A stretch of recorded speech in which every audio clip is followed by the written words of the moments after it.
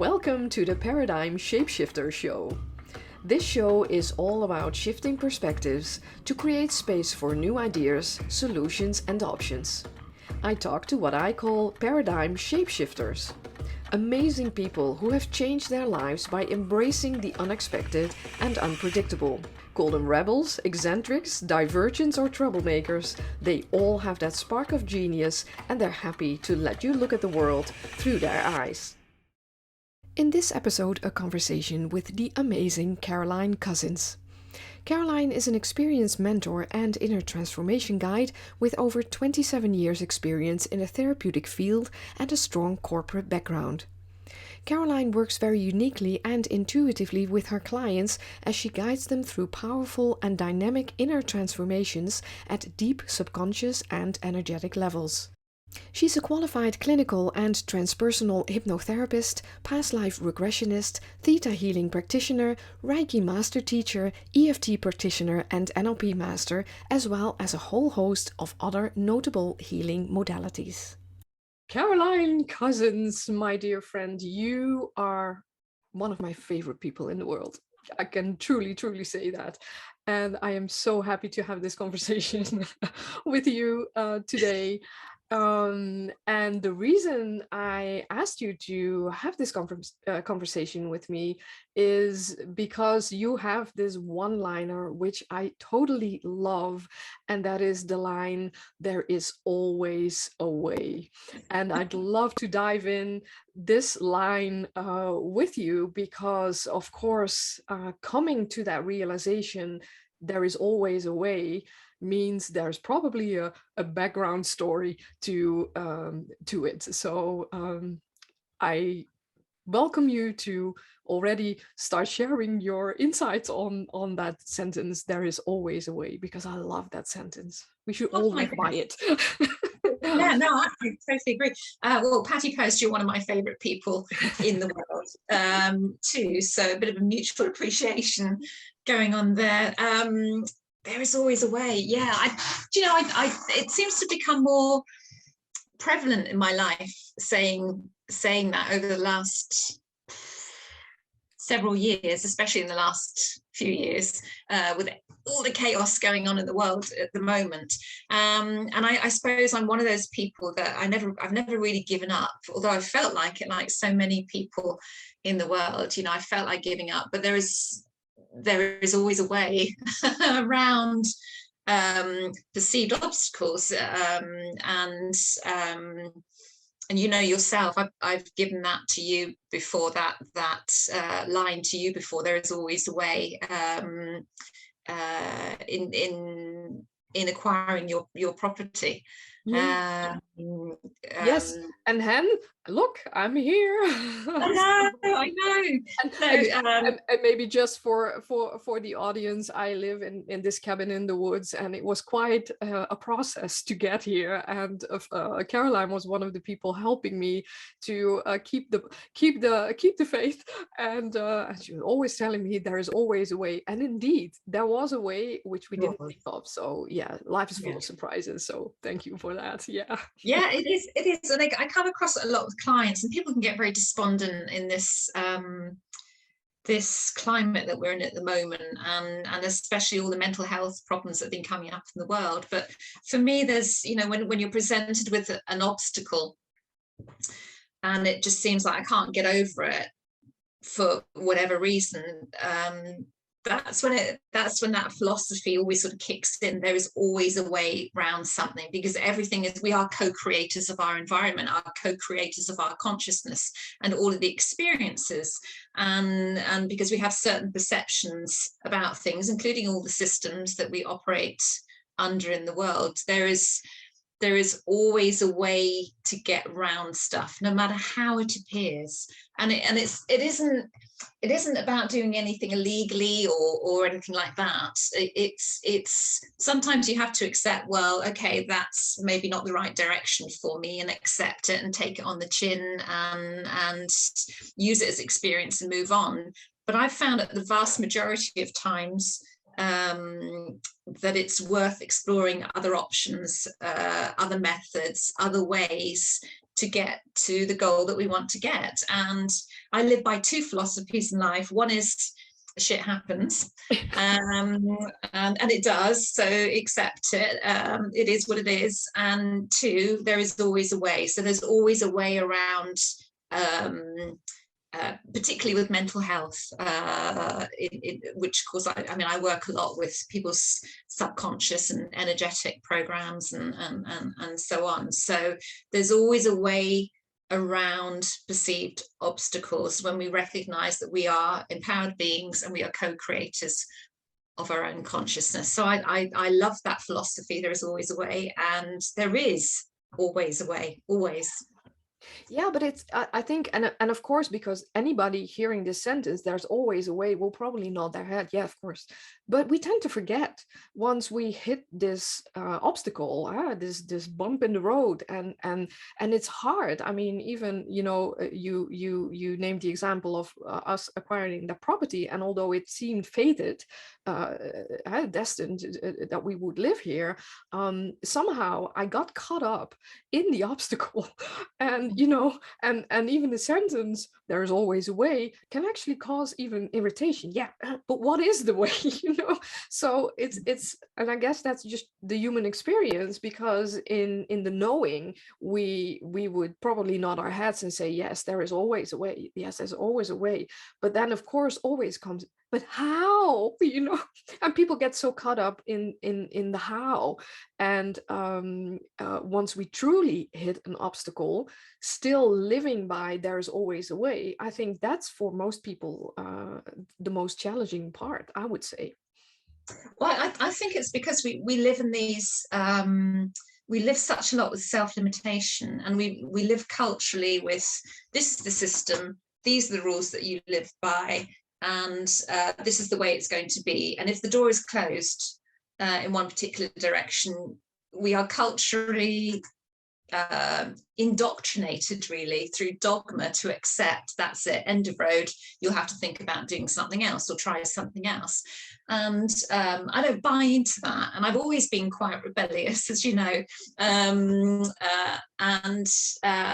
it's one thing I've learned over the years, that actually just because that door is shut, that doesn't mean to say I can't still reach my goal, or I can't still have what I want. And it's not about, oh, I want to have that, and I want to have that, and I want to have that, because, you know, having what you want isn't always good for you.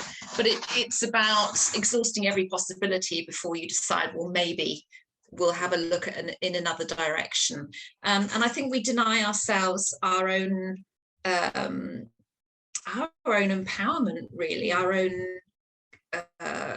co-creative ability to explore. We just accept the dogma, we just accept the decisions, because that's the kind of systems that we've been, as I say, indoctrinated into. And we have to start taking ourselves out of the box, out of that self-limitation, and take ourselves out of that emotional attachment to the situation, and looking at it from a fresh perspective, because everything is down to perception. As you know, everything in our consciousness is perception. So if we take ourselves out of that fixed perception and look at it with fresh eyes, could we possibly then explore this, and could we possibly explore that, and maybe we should do that instead. And it just reminds me of my ex-boyfriend. He had 7 parking fines from the same company that he didn't know anything about until they all landed one day after another from this place where he parked, where he was meeting people for literally for 7 days in a row.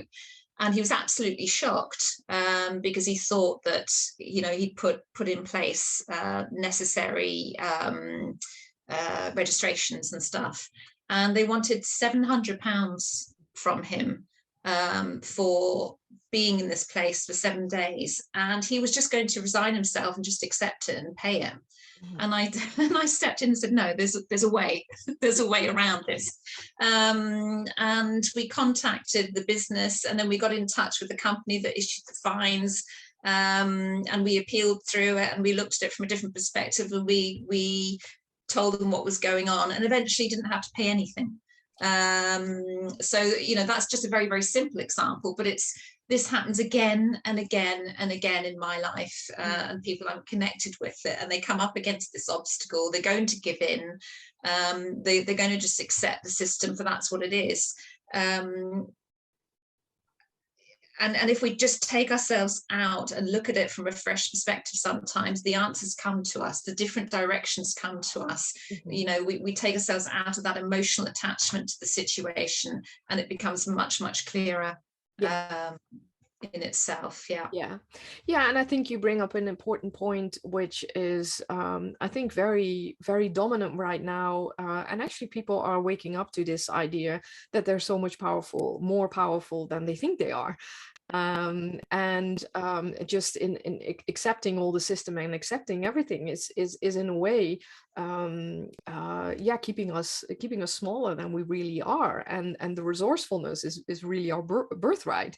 And tapping into that resourcefulness is sometimes so hard, because we got kind of beaten down by all these systems, as you said, that kind of make us think that we cannot, there's no way around it. And I think in these interesting times that we are in right now, we are looking for, and this is what we need as a planet, I think, fresh perspectives, hence this show, for instance, because I truly feel that it's not so much working on trying to get rid of all the old systems, but build new systems, and look at new, fresh ways at the problems that we're facing. And we're so much more powerful than we think we are. And that seems to be like a red thread right now through the whole basically the whole society, I would say. And I see it in my clients, I see it sometimes in me, in myself. I have these examples as well, and I'm like, why am I putting myself in this box? I don't belong in a box.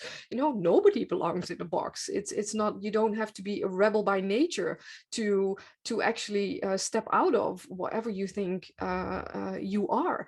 And I think that's so interesting, and I think you probably see this in your clients as well, this red thread of people waking up to the idea, oh, maybe I'm so much more powerful than I always thought I was. Yeah, all of that, totally agree with all of that. Everybody's hypnotized. We're all hypnotized, and we've been hypnotized since birth. We've come into these cultural settings, and we've been told this is the way it's got to be in this culture. These are the rules, these are the laws, and this is what you must do and what you mustn't do. And all of that gradually suppresses all that natural creative ability that we have as a child. As a child, we've got all this fantastic awareness, imagination, creativity, and it gradually gets, squashed and gets smaller and smaller and smaller, and then it just becomes, well, this is the way it's always been, so why do we need to change it? And what's going on in the world at the moment is we've got these old systems under this new consciousness emerging that are collapsing, and these new systems at the same time coming in, being created, because we can't just have the old systems collapsing and then it's chaos and then the new systems come in. It's happening simultaneously at the same time. And that's because fundamentally people are waking up and saying, hang on a minute, there's another way. There is always a way. There's another way of doing things, and there's a better way of doing things, and there's a fairer way of doing things, and there's a more creative way of doing things. And this is what's going on at the moment. So what appears chaos in the world is actually, organized intelligence taking place. But to us and to our limited perceptions that we've been indoctrinated, through this constant dogma, it appears, it's all going crazy in the world and it's all chaotic. But actually, there's a much greater intelligence at work, and we're dissolving the old systems and bringing in the new stuff, which is better for everybody. But that doesn't mean to say that transformation process is going to be a pleasant one, and nor is it. Transformation is never pleasant. nor is it oh, it's wonderful, oh look, there's peace in the world and the sun's shining and everything's glorious. You know, sometimes we have to go through the mire and wade through mud and dirt and all that horrible stuff to get to that other side, you know, which is where we want to be. We have to see in the world what needs to be healed, in order for it to be accepted, in order for it to be changed, in order for new perceptions to come about. And so what we're going through in the world right now seems chaotic, is bringing up lots of mental health concerns for people, because it's being brought up to be seen, and it's crucial for our perceptions to change and for us to take back some of our power, because all of this is about empowerment. All of this that's going on now, no matter how it's dressed, it's about empowerment. It's about saying, hang on a minute, I don't think that is the best system for this community anymore. There is another way. There is another way, and this is what it's all about. There is always another way, because there are unlimited perceptions. There is unlimited potential out there. It's just we've suppressed it for so long that it feels alien to us, what's going on right now. But it's happening, it's changing, it's transformational, and we are in the emergence of another way. And that's exactly what's going on. And I and of course astrology is my jam, you know that, and us astrologers have seen the upheaval that is going on in the world for years. Of course, we saw it coming, and but I always, taking it right back to me, I always thought, oh yeah, the world's going to change, the old systems are going to collapse, and the new the Aquarian age will start. And I did have this kind of hair musical kind of a fluffy idea around it. Oh, it's going to be wonderful. Let the sun shine. Yeah, exactly. Age of Aquarius. So I saw that coming, and yes, oh, it's going to be upheaval. I was looking forward for the world to collapse. And then, of course, me having a human experience got right into the experience of, okay, it's looking a little different than I hoped. And of course, everything that we saw in the astrology is happening. It's happening like clockwork. So there is no doubt about, you know, we've seen this coming.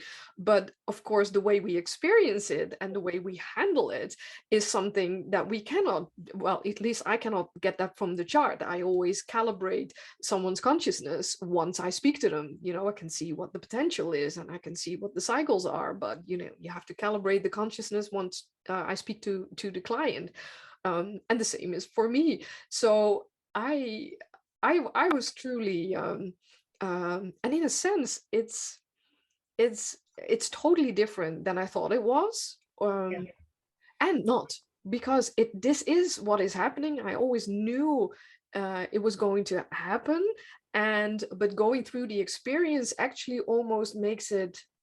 There's a mixture between total disgust about everything that's going on, and also this feeling of, oh, cool, finally something is happening. So I find myself on this spectrum because it needs to happen in this way, apparently.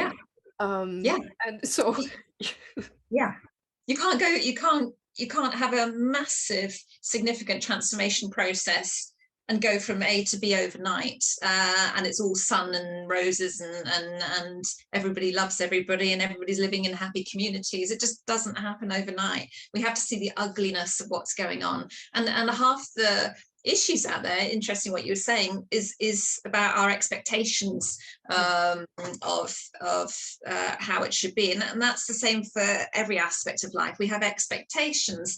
Well, I thought it was going to be this, or I thought it was going to look like that, or I thought he was going to do that, or she was going to do that, and then we feel let down because our expectations aren't met. And in a way, it's the same thing that's going on in the world right now. I thought the age of Aquarius was about love and flowers and the sun shining, and it's not. It's about good old-fashioned, gritty, ugly transformation. You know, it's and we know that when we've been through a transformation process ourselves, you know, it takes grit and it takes courage and it takes determination and discipline, and we have to see the ugly truth of what's hiding underneath, and that's really what's going on in the world right now. We're getting to see the ugliness of everything in the world, because it has to be seen, and we have to just drop our expectations actually and say, well, poof, that is ugly and that's not good, but how can we recreate this in a way that is more beneficial for everybody, to be of service to everybody? And this is why we have to look at our perceptions, and we've been so used to having perceptions in a very fixed and very limited way according to our cultures, that we really need to now step back and see things as they are without being emotionally attached to them, watching that drama play out, but equally being of service where we can to help with that transformation process. The greatest way of being of service completely in the world is not even so much by charity concerts or anything like that that's going on, but by working on yourself, which will bring about the quickest conscious transformation out there. I totally agree, and I think this is the whole microcosmos, macrocosmos idea, you know, that everything that's happening in a grand scale is also happening in small scales in people's lives, in my life, in your life. You know, we have all this stuff playing out for us, and if you really zoom out, you can actually see it's exactly the same.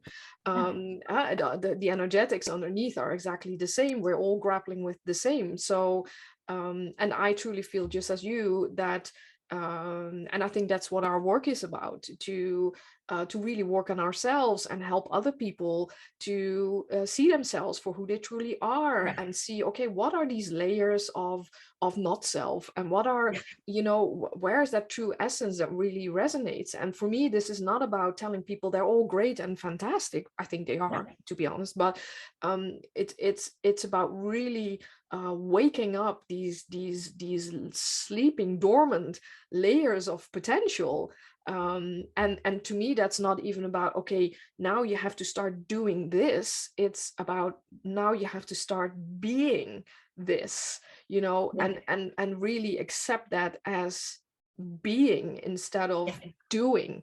And so I think, so I totally agree with you that is our biggest contribution right now to the whole. It is. And then what's wonderful about your work is the way that your knowledge, with your experience, not only with the astrology, but with the human design, with the gene keys, with your leadership, and your incredible intuitive skills, which you bring in all the time with your work, is that you bring in a level of self-awareness that I think is needed in the world, because the more we come to understand who we are, what makes us tick, what drives us, what our true innate motivations are, the more we can shift those perceptions and shift the signals in the body and shift the frequency of vibration that we hold, and expand our awareness and develop our consciousness. And I think, you know, it isn't about fixing anything. It is about understanding and developing that awareness and responsibility as well. The more we understand ourselves, I don't know, the greater the empowerment, the greater the creative aspect of ourselves. And I think the more we can bring that into the world, so that people understand what their true motivations and intentions are, because so much of people's intention comes from fear without them realizing it. You know, they want to achieve this, they want to have that. And when you actually start looking into what the underlying motivation is, or the underlying intention is, there's quite often a judgment behind it. there, which people don't understand, but it's through self-awareness, through understanding those motivations and intentions, and through contemplation, you know, particularly with what you do, that I think people developed a greater sense of awareness and then start shifting. Yeah, absolutely. Yes, and I heard I was listening to an audio yesterday, and something really profound that I was sitting with that concept, and I thought, yeah, it feels very true that we are trying to attain stuff, in the external world. We're trying to achieve, just like you said. And this was one of Richard Rudd's meditations I listened to, and he said, basically all you're yearning for, and all you're longing for is light. It's just light. And I was like, yeah, that's right, you know. And even if you want to, if you're longing for a pair of shoes or a car or a super job or a relationship, all you're longing for is that light. And I thought it was a beautiful concept, and it really helped me to look at that in this way, because, you know, that's what we want. You know, we are looking for light, and of course we're looking for light in ourselves. So I thought it was really profound. It's even hard to put in words what it did to me, but I thought it was really deep, and I was like, yeah, I could really feel it. Yeah, it's very, very deep. We have to get beyond intention, and you know, we know that intention is always about what is your intention, what is it, that's the important thing, where the intention comes from, which it is, but we have to get even beyond that, so that we're serving without any intention behind it, because intention is data, as Dr. Hugh Lenz said, intention is data. And I've been contemplating that for a number of years. I would say last three years I've been contemplating that. And just before we started recording this, I was answering a question for someone, and they were on my YouTube channel, and they were asking me about something, and it suddenly came in that we have to actually get beyond that intention. And because intention is coming from somewhere. Intention is coming from, is it coming from a judgment? Is it coming from a need? Is it coming, even intention itself is coming from somewhere, and we have to get beyond that. And if we're all searching for is light, but then is there intention behind that as well? So it's an even deeper contemplation. And it's such an it's a wormhole. Well, because we're not being. So anytime there's any intention in place, even to search for light, then we're not being, because we're not fully 100% accepting that we are already light. If we're searching for light, we're not being light. If we're searching for something, we're not being that something 100%. So we're not knowing it, are we? Exactly. Within our being. So it's such a wormhole, isn't it? It is. It really is. But it's really interesting, because, and I really sit with questions like this a lot, and you and I do quite a bit in our daily contact, I would say. So it's that attaining of something, and what it brought to mind when you spoke of that is the whole mindset thing, because I'm having increasingly trouble with the whole mindset idea. Oh, it's all mindset, and mindset first, and somehow that whole concept, although I do truly understand, and I've worked with that quite a bit in the past few years, it's like we're morphing into a whole new way of being, and the word mindset to me almost feels like, okay, I don't know. The ego's fearful. And the ego gets used to being in control, wants to be in control, wants to keep everything predictable and familiar and safe. And the moment we introduce a new concept, if you like, to the ego. It's like, whoa, whoa, hands off. Oh, that's all. I don't like that. So the ego wants to keep everything as it is.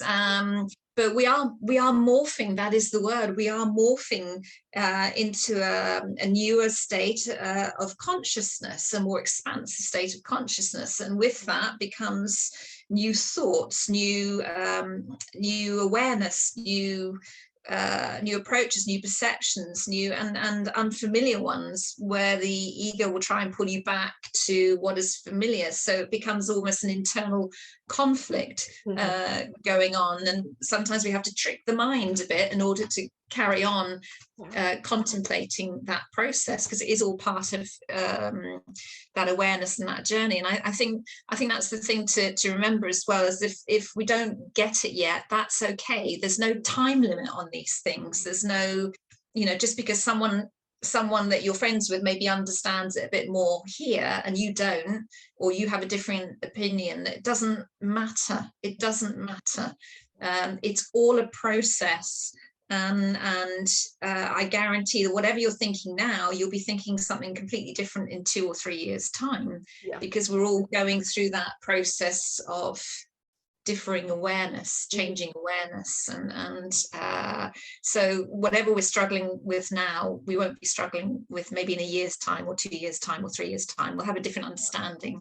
Absolutely, absolutely. And I think one of the things we're moving away from is indeed what you said. We're making things of things, and this is this, and that's judgment. I would say, self-judgment. Oh, I should be doing that, and that is something that it starts to fade from my being. I slowly start noticing, oh, it's not even I don't want that anymore. It's more like I am not that anymore, So and it still creeps in, because of course this is a phased morphing. There's the shapeshifters that we all are, I think.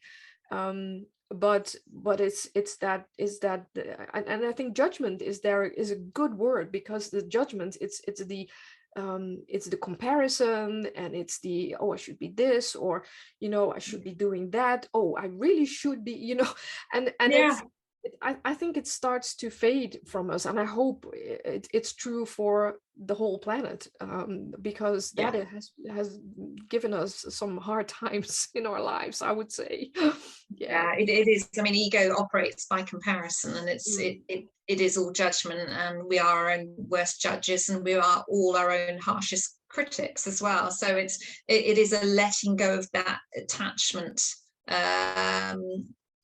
to that, I think. But it's a gradual process, and I think what I find with many of my clients is that they get very hard on themselves. It's, oh, I shouldn't be crying, oh, I shouldn't be doing this. And I had a client this morning, she said, oh, I shouldn't be like this, I'm sorry, I'm so upset. And I said, stop it, stop judging yourself. It doesn't matter, it's really not important. And when clients add judgment on top of judgment that's already in there, it just stifles the process. It's okay to feel what you feel. It's okay that maybe someone's further ahead in their understanding, you're not. It doesn't matter. We all get there in the time that is right for us, and in the process that is right for us, in the unfoldment that is right for us. We need to stop putting that comparison in with other people. Just accept we're all at different stages of our conscious awareness, and that's okay. It doesn't mean that you're stupid. It doesn't mean that you've made a mistake. It doesn't mean that this is wrong or that's wrong. It doesn't matter. And I think that's the religious frameworks that we all come from. And that are so deeply ingrained in our DNA, I would almost say, and that we're starting to let go of. And I think, and this is, and I wonder if you would speak to this, because saying this, it's again, just like there's always a way, you are okay just the way you are, where you are, is a statement that everybody would nod their head to. Yes. So what would you say, and I don't want to make this like an attain question. How, see, there I go in the how again. What helps people most, you think, to actually embody that and feel that and be that, instead of making it again something that is in the mind? Because this could cause judgment. Oh, I should be okay with who I am right now, and whatever I'm doing, I'm okay. That's again a mind thing. You understand my question? Because I think it might be a difficult one for people. I don't fully understand your question. What do you mean? It's the of course, and this is how you work with clients, and I do the same. To make people aware that it's absolutely okay wherever they are, that there is no fixing needed, and that there's absolutely okay. And everybody will nod their head if you tell them you're just okay the way you are. Oh yes. To embody that and to really live that, is there any advice or any way you can help people to actually start really feeling that, being okay, instead of thinking? There's no, yeah, I mean, there's no, I don't think there's any fixed way. I think it's questioning, really. It's asking why all the time. I think the more you ask why, the more you get the dialogue that's going on behind the scenes. Why am I feeling like this? Yeah. How often do we actually sit and ask ourselves why? Why am I feeling like this? Why am I having this reaction? Where's it coming from? Why am I judging this? Why do I not think it's okay to feel like this? Who says it's not okay for me to feel like this? How often do we ask ourselves these questions in normality? I should be doing this, I should be doing that. Why should I be doing that? Who says I should be doing that? What's the motivation behind it? Where's this come from? Who's telling me that this isn't right or that isn't right? Where's that dialogue? Where's that internal dialogue coming from? And very often a thought or a memory or something will pop in because it's somebody else's conditioning that's been put on us as a child. And then it gets passed down through these generations. So I think the only advice I would give is to ask why. Why am I feeling like this? Who?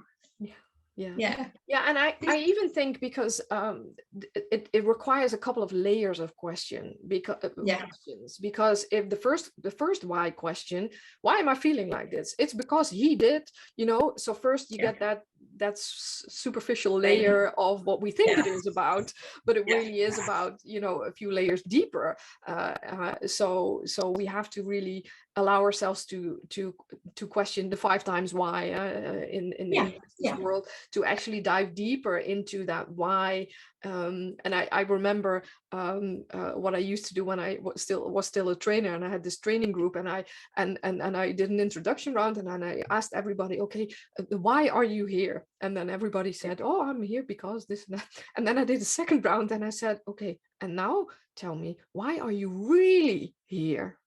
And that already hits that deeper layer. And I think we don't allow ourselves these deeper layers because we just get so caught up in shit. Because we're going into that deeper thought process. So this is what I mean. How often do we really question ourselves, where our motivation is coming from? And we have to, it's called, in theta healing, they call it digging, as you know. So why am I here? Well, because blah, blah, blah. Like you said, why am I really here? What is then the benefit of that, or what's the worst thing about that? And it's about asking one of those 2 questions. You're getting into the subpersonalities when you ask those questions, because you're getting into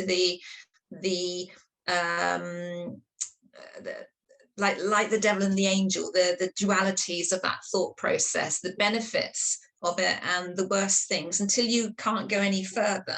And then you get your answers, then you get your real intention underneath. And then very often when you get to that very bottom root cause, very often you can feel, oh, there's an emotional attachment somewhere. And I had that this morning. I had a client this morning who was having a problem with irritable bowel.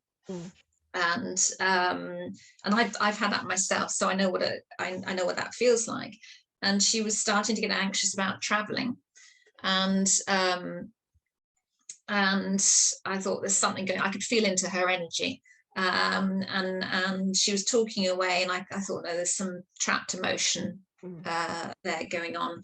And we started talking about stuff. I can't remember what it was. We started asking questions. And I said, when was the earliest time when this happened and this happened?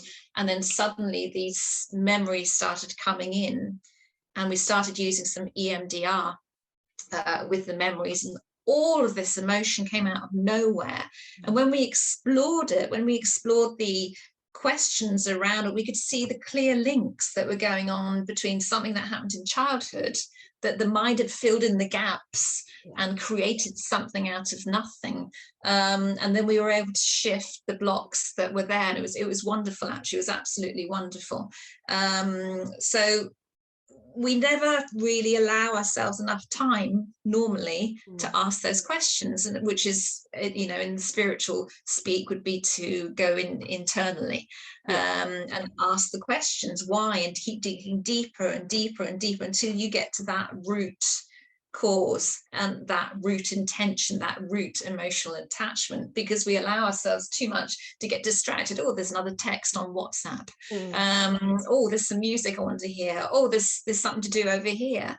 And one of the things that the whole pandemic brought up was it forced people to remove those distractions, most of the distractions, not all of them, and people's mental health conditions started coming up because the distractions were removed and those underlying root causes started to show themselves.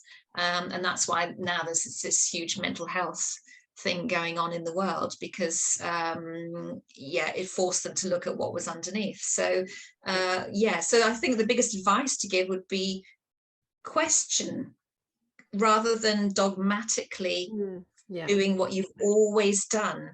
Go inside yourself. Where is this coming from? Why? Who said that? What's the worst thing about that? What's the best thing about that? And keep going layer by layer by layer deeper until you find that root cause there, whatever it is, or the root motivation, whatever it is.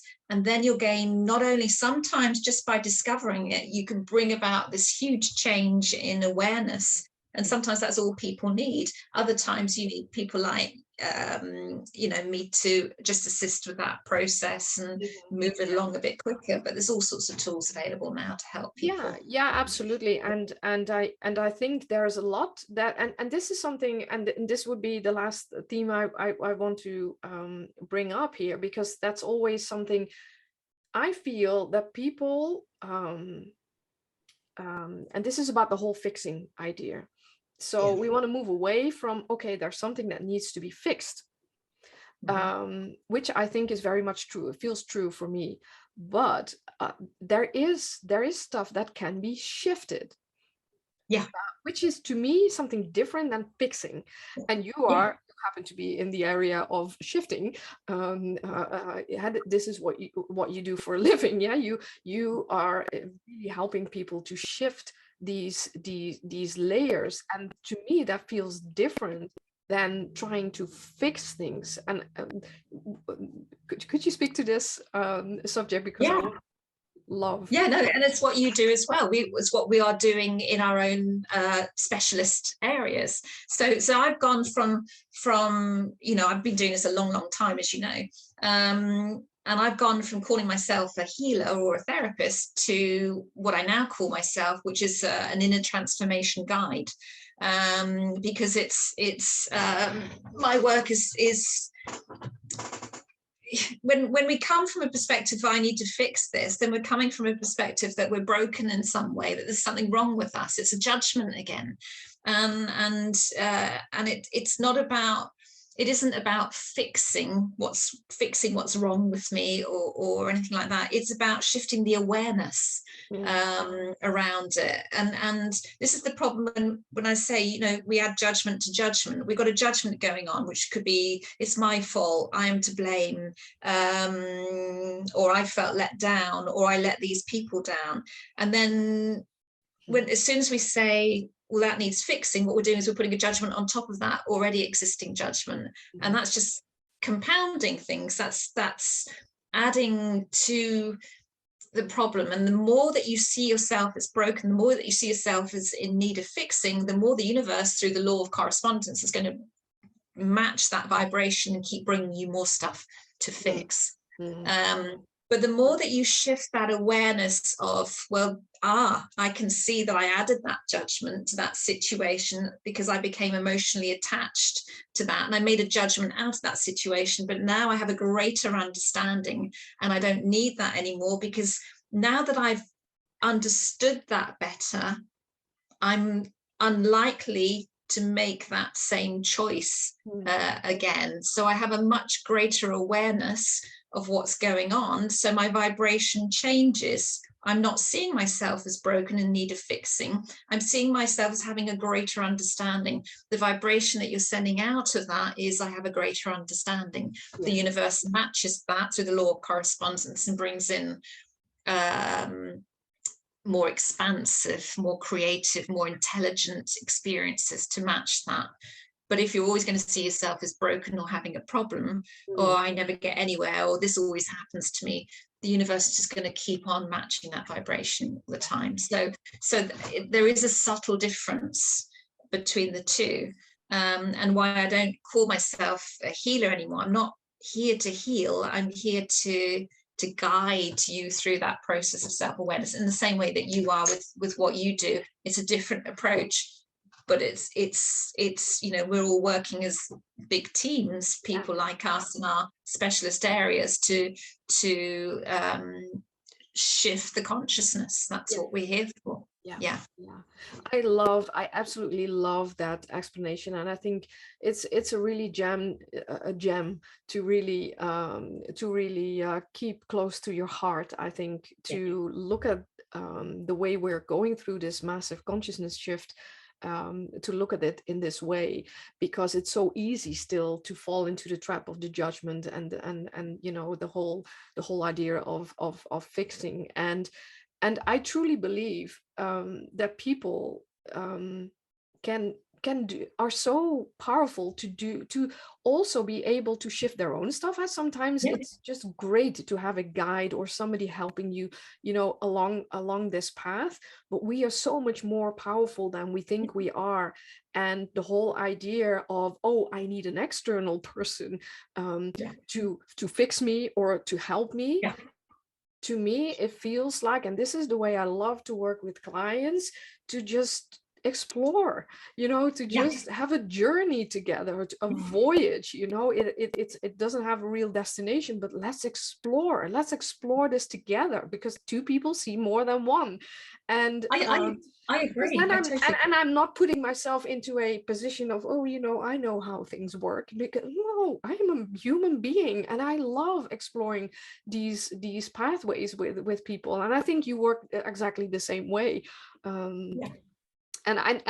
But from that basic fundamental premise that we are so much more powerful than we think we are, and that is wonderful that we, as a, you know, in this world, joining forces to actually help shift that whole, and then we can enter that age of Aquarius, or we are entering it, and I hopefully in some time we'll actually have these the sunshine. I agree, and I think we all need each other as well, because, and that is this pathway of service, because sometimes, you know, myself included, you cannot see the wood from the trees, and sometimes, you know, you just need to be with someone to explore things. It's not until you start vocalizing your feelings with somebody else that suddenly new awarenesses start coming in, and if somebody gives you a different awareness as well, you're then, or a different perception, you're coming from a completely different, you're looking at, you're looking at everything from a fresh perspective, and that can make all the difference in your neural pathways, completely. So I think, and I think it's not about, if you go to someone like you or me, it's not about, as I say, going to be fixed. It's you exercising your empowerment to get the best help, in the same way that you would go to maybe a specialist doctor for a specialist physical condition, because you know that their experience and their expertise and their specialist area will help resolve that particular issue for you, but you're still the one that's making that empowered call. You're seeking out expert help in the same way you go to a financial advisor. If you wanted advice on a pension, would you go to someone that specialized in other things, or would you go to someone that specialized in pensions? You'd get the best advice, guidance, exploration, information from a specialist person. So I think it is about you driving your awareness forward in the best and the most efficient way for you, really. And if that can mean bringing in that expert, and then maybe the rest of the time working on your own stuff in your own way. Yeah. But every now and then we need that extra bit of support, help, guidance, perspective. And it is guidance, really. It is. Yeah, it is guidance. This is why I changed my name, really. Not my name, what I do, because it's morphed as well over the years. Yeah, along with the consciousness has morphed. It's constantly changing, isn't it? Transforming. Yeah, I love that. And I think it's all about resonance. So, and we are becoming resonant to completely new things. And circling back to there is always a way, I would add on, and there's always a new way, there's always another way than you think. And that's why I said we are becoming resonant to completely different things. Yeah.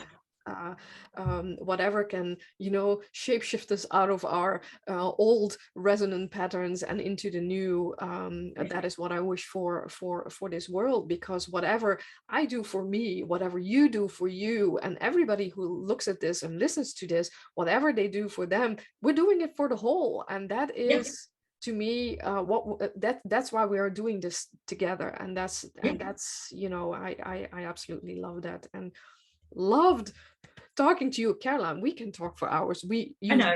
Actually, this time we recorded it. And absolutely check Caroline out. I will put a link to both her website in the description, but also a link to her wonderful YouTube channel, where Caroline shares lots of great ways of shifting already in yourself. And I love that you're putting that work out there. So please do check Caroline out. She's very powerful, and we always work together as well. We are like complementary areas. So I love that works really well. So thank you so much, Caroline. Thank you. I loved it. Enjoyed it. I loved our conversation. It almost feels like a taste for more. Yes. But we'll keep it to this for now. So again, thank you, and love you so much. Love you too. Thank you. Lots of love.